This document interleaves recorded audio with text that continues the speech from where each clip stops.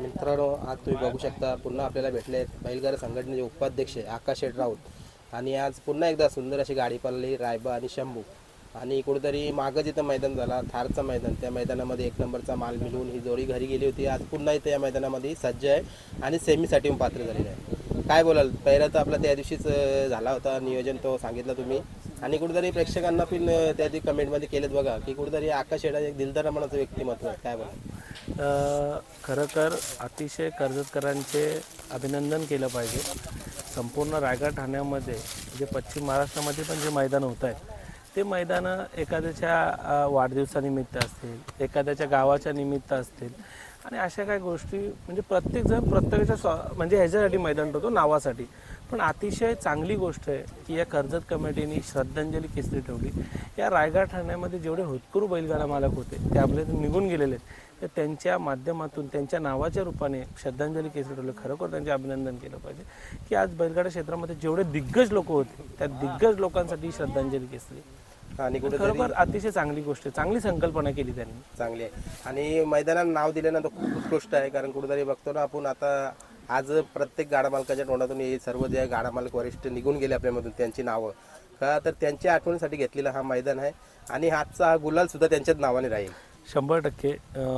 माझे वडीलसुद्धा असतील आणि आपले जेवढे बैलगाडा मालक आहेत आपल्यामध्ये पंढरी शेठ असतील, सुनील शेठ भगत असतील, आमचे स्वर्गीय तात्या किशोर तात्या असतील, आपले रामदास तात्या असतील, जेवढे असतील म्हणजे बरेचसे आमची लोक आहेत. आणि या बैलगाडा क्षेत्रामधून खानावकर आपले असतील, मनोहर शेठ खानावकर, जेवढे नावं घेऊ कारण का एवढी लोक आपल्यातून निघून गेली आणि त्यांची सर्व आपण पिढी हे बैलगाडी क्षेत्र चालू ठेवतोय. प्रत्येकजण आपल्या वडिलाचं आपल्या आजोबाचं खरोखर नाव ठेवतोय कारण का एक शौक आहे आणि एक आपल्या वाडवडिलापासून आलेले हे शौक आहे. आणि हा कायमस्वरूपी तसं टिकवणे कारण का माणूस आपल्यातून गेल्यानंतर त्याचं फक्त नाव राहत असतं आणि त्या नावासाठी आपण झटत असतो. आज आमच्या वडिलांचं सुद्धा नावासाठी आम्ही या गोष्टी करतोय.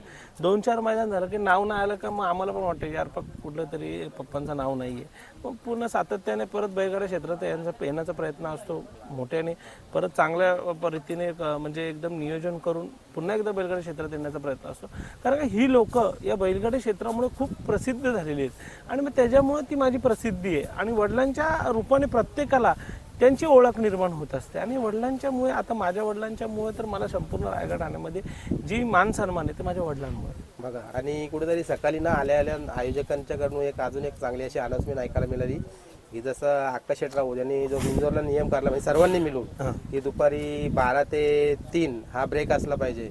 तर कुठेतरी या मैदानामध्ये पण गाडा मालकांना विनंती केली की आपण लवकर गट पळून घेऊया आणि जेवढं लवकर म्हणजे होईल गट त्याच्यानंतर आपण 1 ते 1.5 तासाचा ब्रेक सुद्धा ठेवूया. 100% अतिशय चांगली संकल्पना आहे आमच्या कमिटीने आणि आपल्या संपूर्ण रायगड ठाण्याने ही संकल्पना सुचवलेली. आणि बघा सकाळचं 11 वाजेपर्यंत एवढं ऊन लागत नाही. 11च्या नंतर भरपूरच ऊन लागतो, 10च्या नंतर लागतं तसं, पण तेवढं 11च्या पर्यंत माणूस सहन करू शकतो. पण 12च्या नंतर जो ऊन लागतो 3 वाजेपर्यंत त्याच्यामध्ये खूप बैलांची पण खूप कसरत, बैलांना पण खूप तकलीफ होते. माणसाला तर त्रास होतोच पण आपल्यापेक्षा जनावरांना पण त्रास होत असतो. पण जनावर बोलणारा नसतो. आपण एखाद्या सावलीत पण उभा राहू शकतो, जनावर थोडी उन्हात त्याला उभा केल्यानंतर तो उन्हातच राहणार. तर त्याच्यामुळे आपल्या मुख्य नंदीसाठी अतिशय चांगली गोष्ट आहे, माणसांसाठी पण चांगली गोष्ट आहे. आज आपल्या मोठमोठे नंदी आपल्यातून दगावत आहेत कारण याचं कारण एकमेव टेम्परेचर आहे. आज 45-45 टेम्परेचर असेल तर कसे काय बैल आपल्या ह्याच्यात राहू शकतात आणि कसे काय पळू शकतात? नाही पळू शकत. तर त्याच्यामुळे आपण सर्व एक शेतकरी वर्गातली माणसं आहेत आणि बैलाची म्हणजे मुख्य नंदीची त्यांना जाण आहे, शंकराच्या नंदी त्यांना जाण आहे की त्याला आपण कशी जोपासणी केली पाहिजे, काय केलं पाहिजे, सगळ्या गोष्टी त्याच्या असतात. त्याच्यामुळे सर्व लोक एकदम व्यवस्थितपणे या बैलांची काळजी घेत असतात. म्हणून अतिशय चांगला नियम आहे. बिंजोडला पण हाच नियम आहे, 3 फेऱ्याला पण हाच सगळीकडे नियम चालू झाला. बरोबर आहे. आता कुठेतरी बघा लोकांच्या अपेक्षा बांधून लागल्या आता तुमच्या गाडीवर कारण गट सुट्टा घेतलाय. काय बोलाल? अतिशय लोकांचं प्रेम आहे शंभूवर आणि रायबावर पण. कारण काय त्या दिवशी थारला ज्या टायमाला गाडी झाली त्या टायमाला सुद्धा दिग्गज गाड्या होत्या आणि आजही सुद्धा चांगल्या गाड्या आहेत. आणि त्यांच्या स्पीडच्या जोरावर लोकांनी सांगितलेलं आहे की खरं 100% 1 नंबर होईल. पण माझा असा अंदाज फायनलपर्यंत गुलाल प्राप्त झाला तेवढं तरी आपल्याला. बरोबर. पण जोरीचं कौतुक करावं तिथे कमी आहे कारण बघतो ना मी म्हणजे ती बघायला पण इतकी सुंदर आवडते ना पलताना जोडी. म्हणजे दोघांचं हाईट लेवल दोघांचं एकसारखं. ते 3 फेऱ्याला ठीक आहे पण येत्या थोड्या दिवसामध्ये बिंजोडला सुद्धा मी गाडी पळवणार आहे. कारण का शंभू मागच्या वेळेस ज्या टायमाला पब्लिकनी पळवला त्या टायमाला तो दात काढत होता आणि त्याच्यामुळे तो कमी पळाला. पण आता ह्याच्यानंतर शंभू 100% पब्लिकने सुद्धा पळवणार आहे येत्या पुढच्या मैदानांमध्ये. आणि शंभू आणि रायबा 100% पहिली गाडी पळवणे. आणि सुलतान जे आमचे बिंदा हे आपले रणदीप शेठ मडवी, जे त्यांचा सुलतान आणि शंभू 100% येत्या थोड्या दिवसामध्ये बिंजोडला ती गाडी पळेल. कारण का त्यांची खूप इच्छा आहे आणि आमची पण दोस्ती चांगली आहे, त्याच्यामुळे ती गाडी एकदा पळवणं खूप गरजेचं आहे. आणि 100% ती गाडी बिंजोडला पळवणं. बरोबर आहे. आता ही लागली गाडा मालकांची इच्छा झाली. आता बरेचसे चाहता वर्ग आहे बघा, मथुरचा चाहता वर्ग आहे. आता सकाळी मला कमेंट आल्या ना 1-2 की तुम्ही 1 नंबर केला होता, त्याच्यानंतर 3 फेऱ्याला गाडी का नाही पळवली पुन्हा? पळवली नाही याचं कारण असं आहे की राहुल शेठला पण कंटिन्यू पैरे होते बैलांचे. आणि मी तर मागितलं होतं एकदा बैल, आणि गेल्या थारच्या मैदानात ह्याच मैदानामध्ये शंभूचा आणि मथुरचा पैरा होता. पण काही कालांतराने त्या मुलांनी फोन केला राहुल शेठच्या आणि तो पैरा कॅन्सल झाला. नाहीतर मागच्या थारच्या मैदानामध्ये 100% 1 नंबरचा मानकरी शंभू आणि मथुरच झाला असता.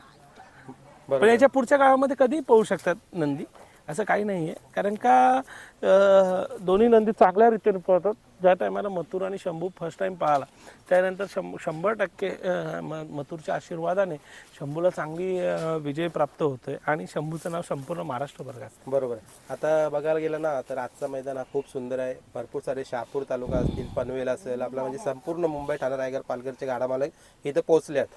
आणि बघा आता तुम्ही जसं सावलीमध्ये आहात, तुम्ही पण आज आधी बैलाला पण बांधले, तसं आता बरीचशीच बैला मी आता येता बघितली उन्हामध्ये आहे, तर त्यांना नक्की एखादा काही संदेश द्यावा. चुकी आहे 100% चुकी आहे. ते बैलांना उन्हात बांधून आणि स्वतः सावलीत बसले असतील, हे अतिशय चुकीचं आहे. मी आल्याला सांगितलं की आता इथे दुपारी थोडं ऊन वरती गेल्यानंतर बैलाला इथून हलवा, तिकडे घेऊन चला. आपल्याला स्वतःला एवढा त्रास होतो तर नंदीला किती त्रास होत असेल. आणि खूप या नंदींची जोपासना केली पाहिजे. आता एवढं उन्हात जर नंदी ठेवत असतील तर अतिशय चुकीचं आहे. ठीक आहे, उन्हात जरी झाड नसेल तर वरती नेट मारा बैलांना, आणि जर उन्हात ठेवल्यानंतर किती त्या बैलाला त्रास होईल यार, चुकीचं आहे या गोष्टी. दुपारी बैलाला थोडी आता ती जी पावडर असते आपली, ती पावडर गुळकोंडी पावडर पण पाजा, कारण आम्ही सुद्धा पाजतो आपल्या बैल शंभूला, त्याच्यामुळे थोडंसं पोट पण थंड राहतं. बरोबर आहे.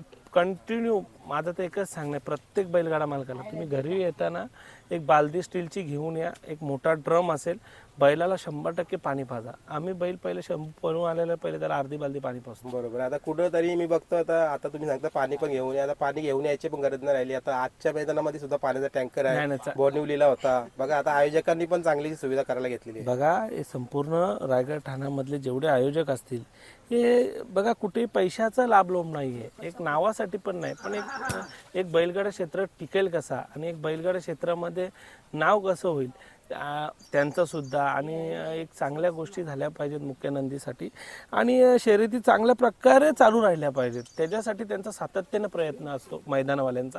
बिचारे कुठेच हे करत नाही, पण बघा त्यांची संकल्पना किती चांगली आहे. बिचारे स्वतःचं पहिले हे करत नाही. एवढा मोठा टँकर तिथे पाण्याचा लावून मी बघितला.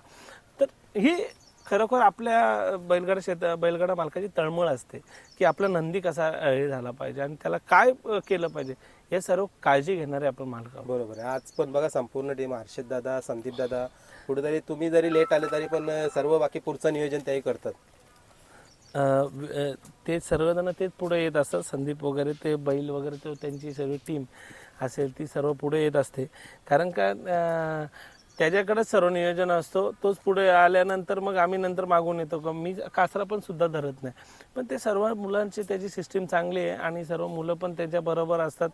त्याच्यामुळे घरी असेल मैदानामध्ये असेल एकदम व्यवस्थित नियोजन होत असतं. आम्ही सर्व भावंड नंतर येतो, पण तो पहिले येतो. म्हणजे सकाळी लवकरच बैलांचं काय काम असेल सर्व गोष्टी ते सर्व मुलं करत असत.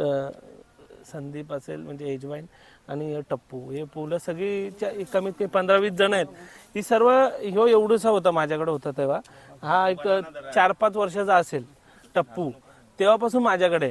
हा एवढूसा. आणि मगाशीच गाडीमध्ये बोललो त्याला बघितल्यावर, आणि कमी 15-1 जण आहेत तेवढीच बारीक, आणि तेच सर्वजण. आणि आता ते गावाला सुट्ट्या वगैरे लागल्या, आई वडिलांच्या मागे गावाला गेलेले, पण एवढीच जण आहेत सर्व. 15-1 जण असतील 100%. संध्याकाळी तुम्ही बघतील ना बैलांना वगैरे सर्व तेच घरातला तर आमचा एक माणूस लक्ष संदीप सोडून बाकी एकही लक्ष देणं पण सगळे तेच करतात. बरोबर. चला आता शेवटचा प्रश्न घेतो. आता प्रेक्षकांच्या अपेक्षा तर लागले त्या गाडीवर. आताच 2 दिवसापूर्वी जो अर्जुन शेठ म्हात्रे नेतवली यांचा याचा निधन झाला, काय बोलाल त्यांना, म्हणजे त्याला भावपूर्ण श्रद्धांजली देण्यासाठी काय बोलाल?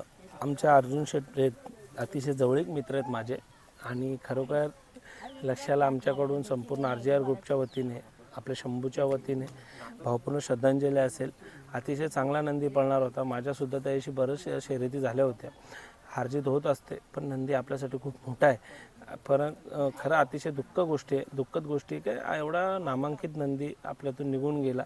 त्याचं कारण मला अजून माहीत नाही आहे पण खरं एकदम दुःखद गोष्ट आहे. खरं अर्जुन शेटचं नाव संपूर्ण महाराष्ट्रामध्ये त्यांनी पसरवलं होतं आणि खरोखर एखादा नंदी गेल्यानंतर मालकाला खूप दुःख होत असतो. चला, तुम्हाला मी पुढच्या सेमीसाठी शुभेच्छा देतो. धन्यवाद.